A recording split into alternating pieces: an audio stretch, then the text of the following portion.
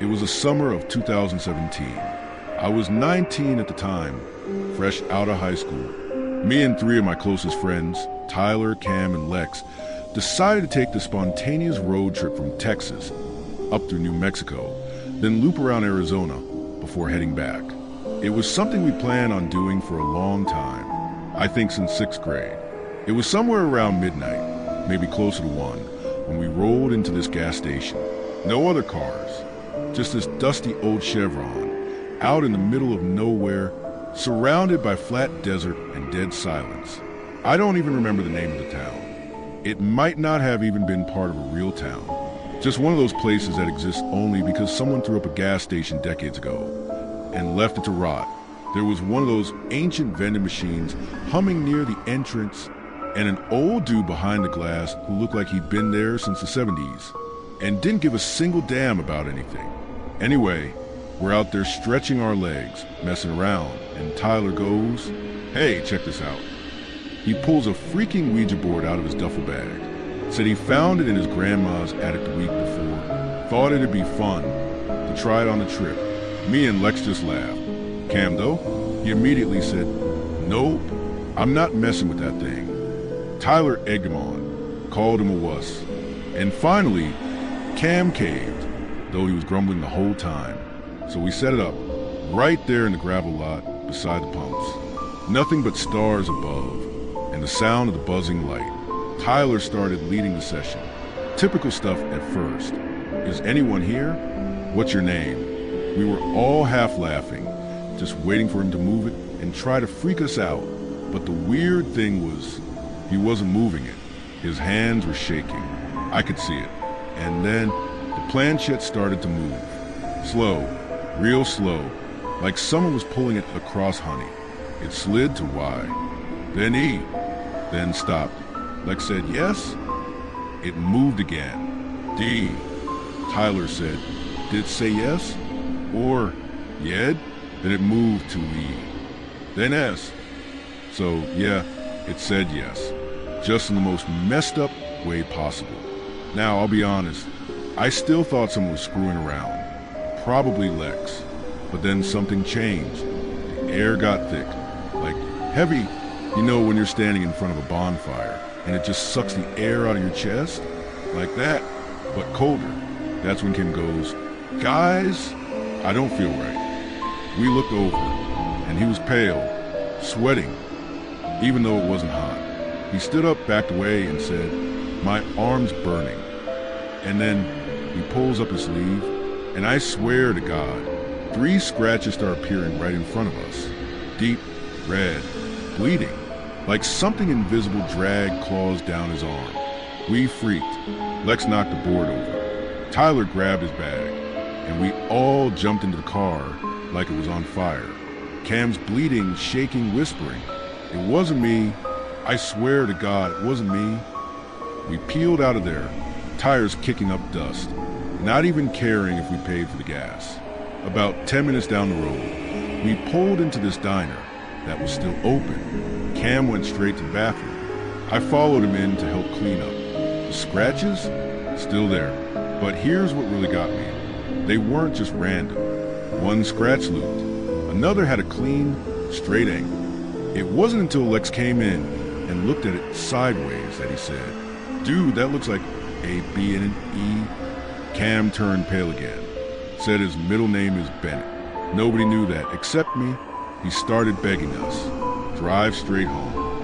Please, I don't want to do the trip anymore." Something followed me. I can feel it. We calmed him down. Agreed to cut the trip short. The next day, before we left, we got curious and drove back past the gas station just to see if the board was still there. The station was closed. The lights were off, but the board still in the dirt, torn apart, like someone or something ripped it down the middle. And here's the weird part. There were footprints around it, bare feet, no shoes, but they were huge, way bigger than any of ours. And they led away from the board into the desert, but there were no prints leading to it. Only way, Cam refused to get out of the car, just sat there, watching the edge of the lot, breathing heavy. We drove off, Didn't stop until we were 2 states away. And ever since then, Cam won't talk about that night. He moved across the country 6 months later. Changed his number. Last I heard, he doesn't even go outside after dark. As for me, I haven't touched a Ouija board since. And if anyone ever brings one out, I leave. No second thought. Because whatever we contacted that night, it wasn't something you ask questions to. It was something that answers back.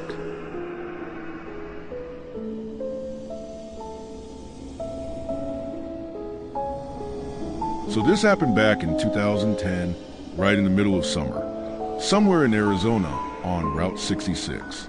Now, I don't know if you've ever driven through that stretch of road, but let me tell you, it feels like the middle of nowhere swallowed up by more nowhere.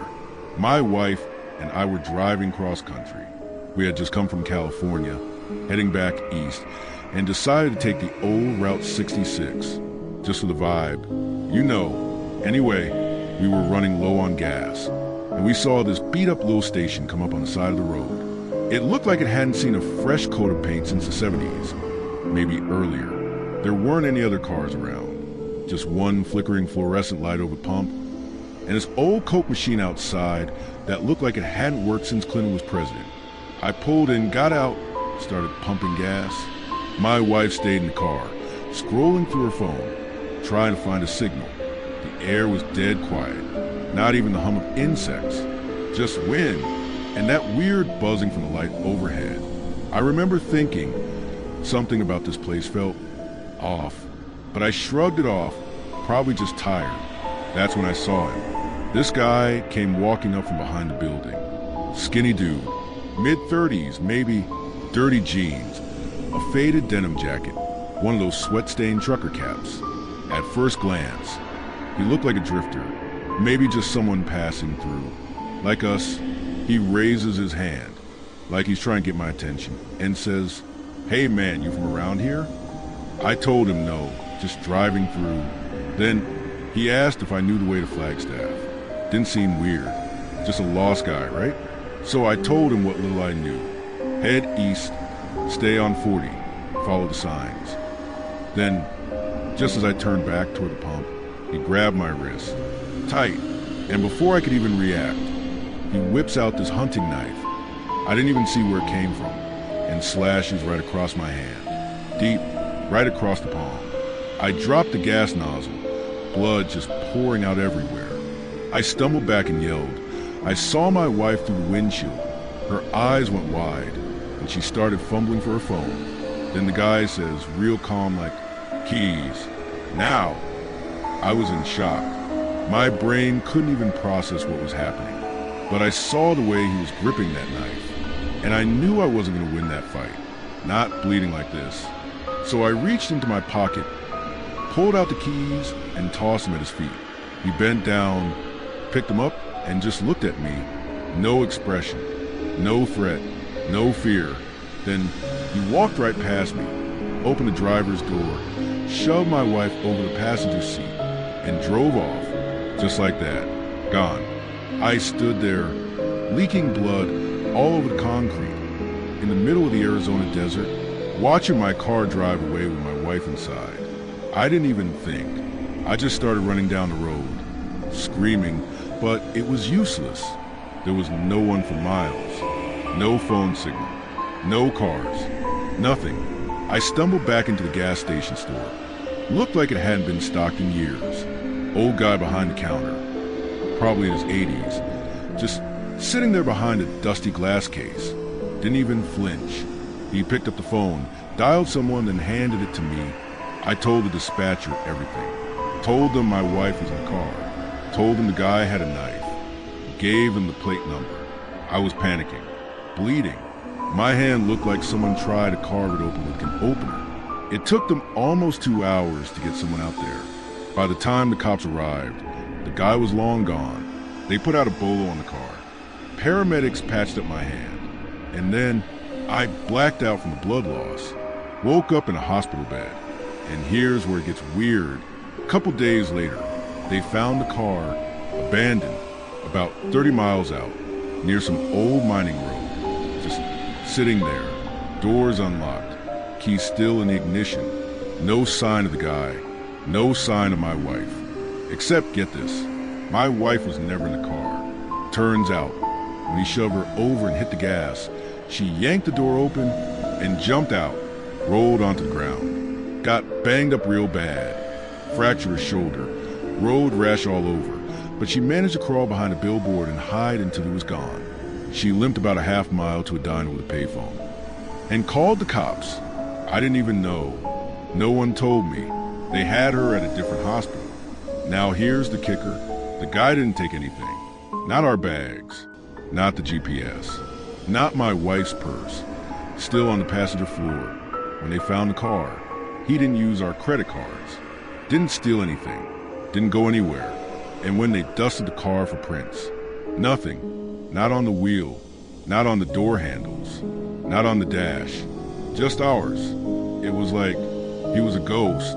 Cops figured maybe some tweaker looking for a ride, but they never ID'd him. Security footage from the gas station? Too grainy. Just a blur. Looked like a person, sure, but the face?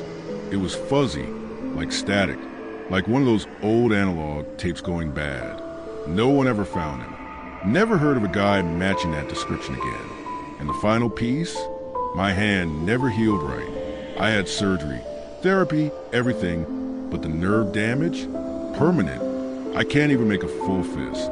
That scar goes all the way across my palm, thick and pale like a rope. And every time I look at it, I think of that guy. And every time I drive down a quiet road and I see someone waving me down, I don't stop. Not ever again.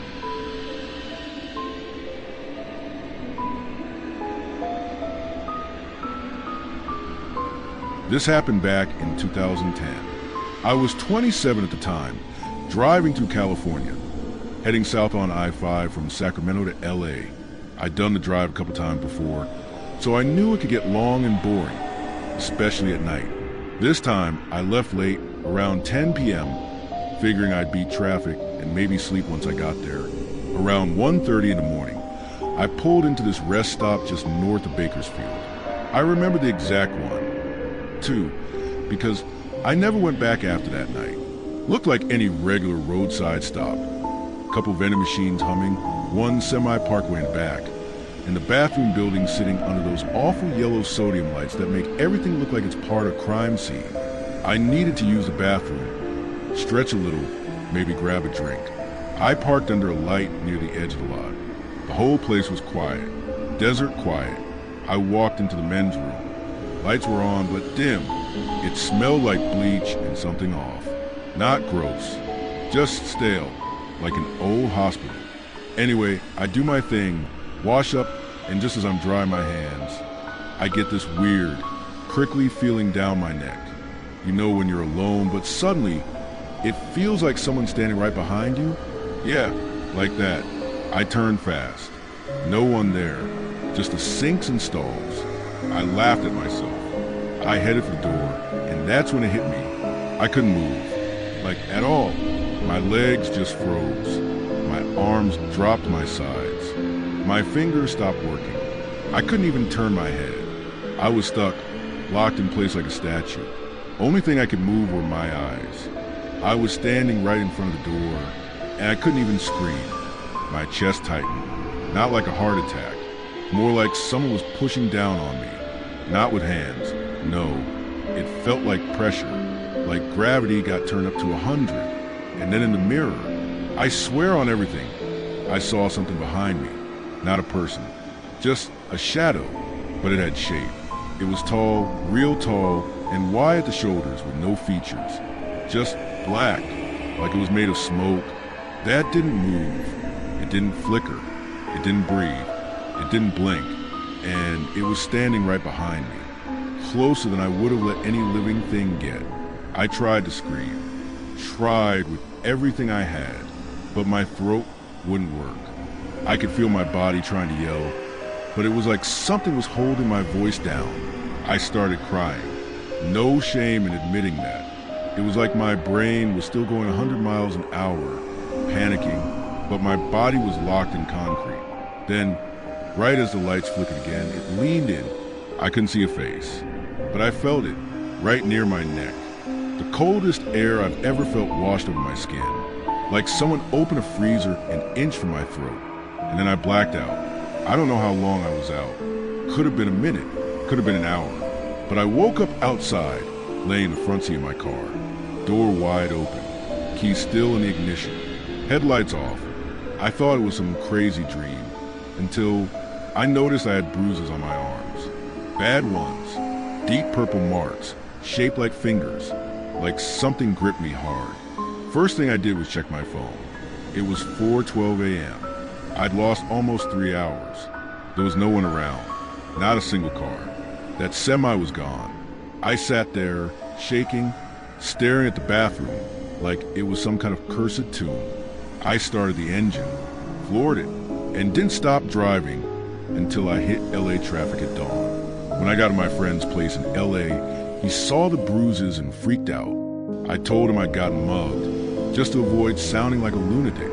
He didn't press. But later that night, I was looking at the bruises in his bathroom mirror and realized something. There weren't just fingerprints. There were thumbs on the inside of both my arms. Like someone was standing behind me and holding me like a puppet. I thought that was the end of it. I tried to forget, but a week later, I had this dream, or at least I thought it was a dream. I was back in that bathroom. Same flickering lights, same smell, same heavy air, and behind me in the mirror was that same figure, still featureless, still made of smoke. Only this time, it raised a hand and pointed at me, and when I woke up, the bruises on my arms had come back, fresh, like they'd never gone away. I moved out of California 2 months later. I never stopped at another rest area at night again, and to this day, I don't look too long in the mirror when I'm alone, because sometimes I feel like that thing's still behind me, watching, waiting, like it didn't forget me.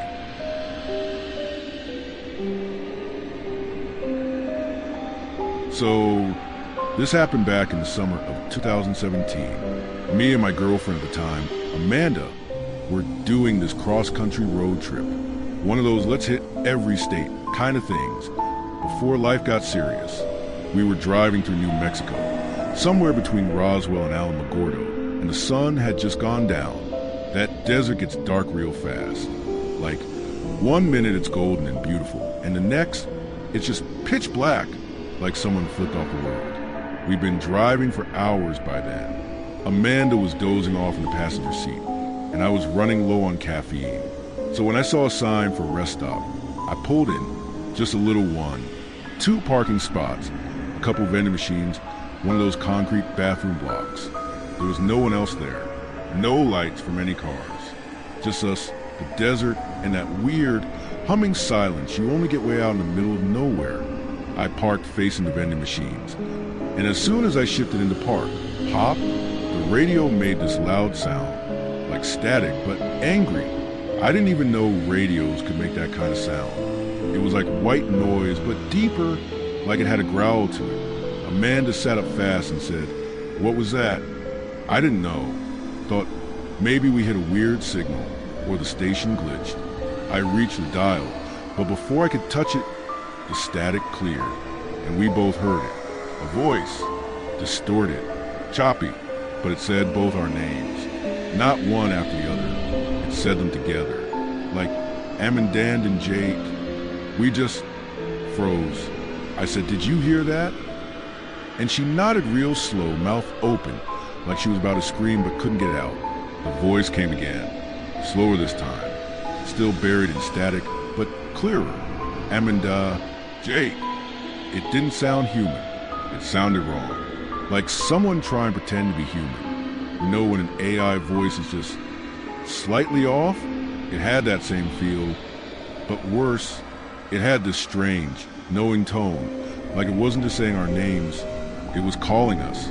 Amanda reached over and shut the radio off. Complete silence, except we could still hear it, faint, from the speakers, even though the radio was off. I turned the car completely off. The voice stopped, and then cracked. Something split, right across the dashboard. A jagged, ugly line, running from the middle of the glove box up toward the steering wheel. We both jumped. It didn't just appear, it actually snapped like the plastic had been punched from the inside. I was like, what the hell was that? Amanda was already unbuckling, yelling, I want out of the car. I want out. We got out fast. I left the key in the ignition, lights still on. We stood outside the car, just breathing hard, trying to make sense of it. The rest stop was dead quiet. But then we started hearing this weird rustling. Not wind, not animals. It was rhythmic, steady, like someone was walking in a circle around the bathroom building. I said, hello? Because of course I did, and I instantly regretted it. From behind the vending machines, we heard this voice, but not like before. This time it was clear. It said, we see you. Amanda grabbed my arm so hard her nails dug into my skin. I said, okay, nope, back in the car.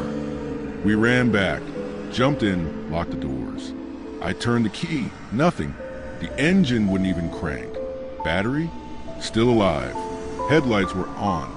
Radio still glowing. And then the radio turned itself back on. No static this time. Just silence. Then a voice, soft and calm, said, you shouldn't have stopped. Amanda screamed.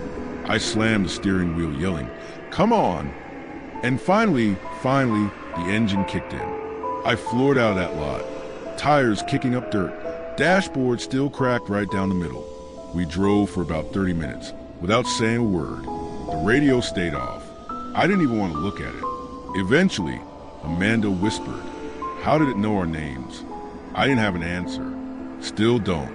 When we got to a gas station near Alamogordo, I popped the hood, thinking maybe the car had just overheated or something. But everything looked normal. No leaks. Battery was fine. It made no sense. Later that night, we checked into a motel.